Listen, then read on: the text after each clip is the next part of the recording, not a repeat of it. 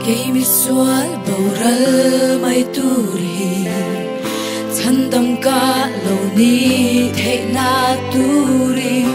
Valal fa pa swal re ngay lâu Khó phèr che ma alo kala Ka swal fa ni na lung ngaya Athan thi sen ina fer Rorel na mun sangan keni Kay vangin thiam thua say lâu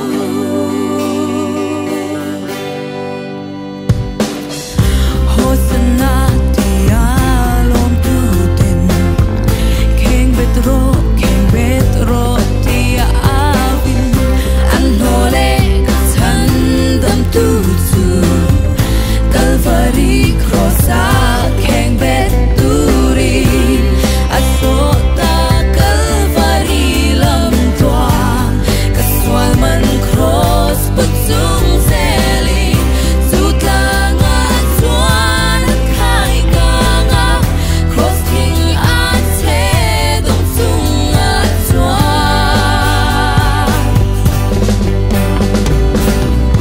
Amma keng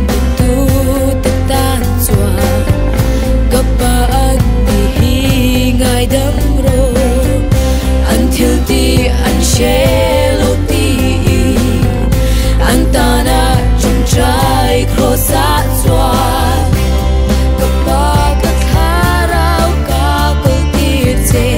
Di inat harawat hata Kantima swan at sala Ariang lua e kalal patu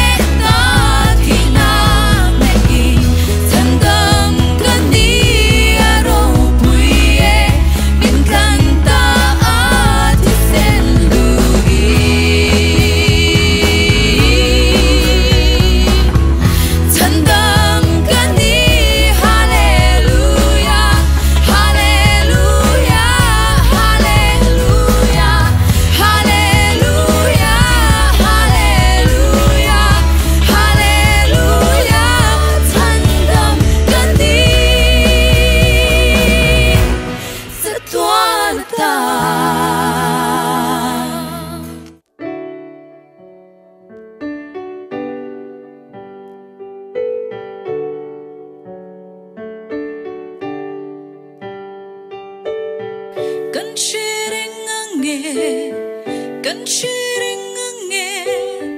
ikut swakte tu kan sharing ange fak na lang even lanin irin omro buivangi kan sharing ange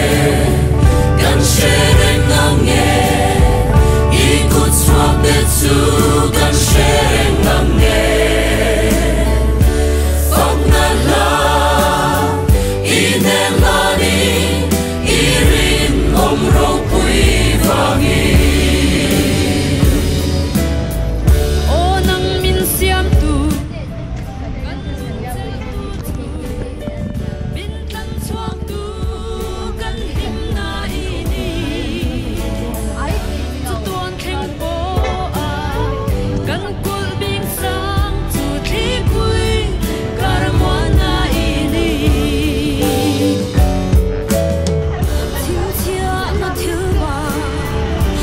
Till